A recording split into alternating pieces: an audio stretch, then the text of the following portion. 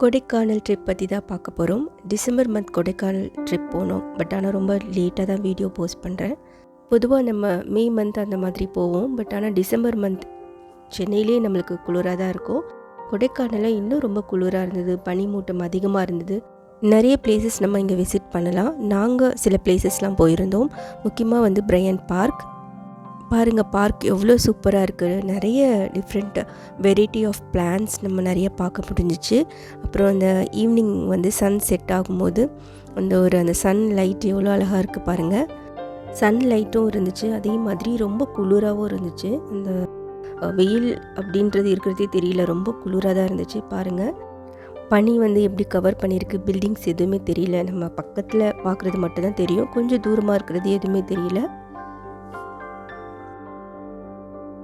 கொடைக்கானலில் பார்க்குறதுக்கு நிறைய பிளேசஸ் இருக்குது. முக்கியமாக கொடைக்கானல் லேக் இருக்குது. அப்புறம் பைன் ஃபாரஸ்ட் இருந்துச்சு, அது ரொம்ப நல்லா இருந்தது. பூம்பாறை வில்லேஜ் அங்குமே ரொம்ப நல்லா இருந்துச்சு. அங்கே கார்லிக்லாம் நிறைய சேல் பண்ணியிருந்தாங்க. நாங்கள் கார்லிக் வாங்கிட்டு வந்திருந்தோம். குணா கேவ் அதுவும் ரொம்ப நல்லா இருந்துச்சு. அப்புறம் பிரையன் பார்க், அந்த பார்க்கே ரொம்ப சூப்பராக இருந்துச்சு. எவ்வளோ நேரம் வேணாலும் அங்கே டைம் ஸ்பெண்ட் பண்ணலாம். நிறைய பேர் நல்லா ஜாலியாக என்ஜாய் பண்ணிகிட்டு இருந்தாங்க. பில்லர் ராக்ஸ் இருக்குது, டால்ஃபின் நோஸ் இருக்குது. இந்த மாதிரி நிறைய பிளேசஸ் இருக்குது நம்ம அங்கே போய் விசிட் பண்ணுறதுக்கு. ஒரு 1 வீக் லீவ் போட்டுட்டு நிறைய பிளேசஸ் அங்கே விசிட் பண்ணலாம். அங்கே போயிட்டதுக்கப்புறம் திரும்பியும் வர மனசே வராது. இன்னும் கொஞ்ச நாள் அங்கே இருக்கலாம் அப்படின்னு தான் நம்மளுக்கு தோணும். மே மந்த் நம்ம நிறைய இடம் போயிருக்கலாம் அந்த மாதிரி ஹில் ஸ்டேஷனுக்கு. ஆனால் இந்த மாதிரி ஒரு டிசம்பர் மந்த் ரொம்ப குளிராக இருக்க டைமில் போகும்போது ஒரு வித்தியாசமான அனுபவமாக இருந்துச்சு.